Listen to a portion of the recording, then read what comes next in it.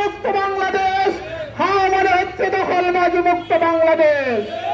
সুতরাং না দিয়ে এর ভিত্তিতে যদি আমরা দেশকে পরিচালনা না করতে পারি তাহলে থাকবেন সেই সম্মেলনকে সফল করার জন্য আমরা একত্রিতভাবে সম্মানহীন করতে পারবো, জাতিকে নিরাপত্তা দিতে পারবো।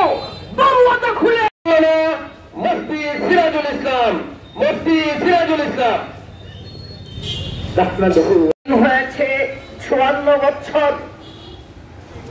এই 54 বছর পর্যন্ত আমার সংক্ষিপ্ত কথা এখানে শেষ করছি।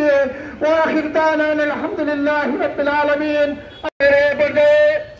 বক্তব্য নিয়ে আছেন বাংলাদেশ খেলাফত মজলিস।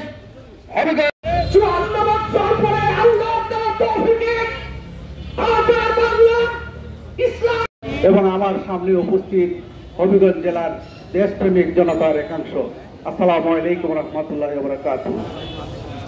সবাই থাকতে চাই, ইনশাআল্লাহ আমরা আছি এই দেশে ইসলামিয়ান আইয়ে দিব ইনশাআল্লাহ, ইনশাআল্লাহ।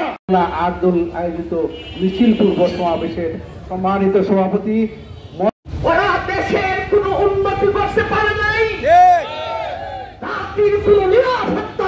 ডিসেম্বরে যে বিভাগীয় সমাবেশ আছে সেই সমাবেশকে সফল করার জন্য এই দাবি হচ্ছে দেশের 18 কোটি জনগণের বিভাগীয় সমাবেশের মূল হ্যাঁ মানে হচ্ছে জুলাইয়ের রক্তকে স্বীকৃতি দেওয়া।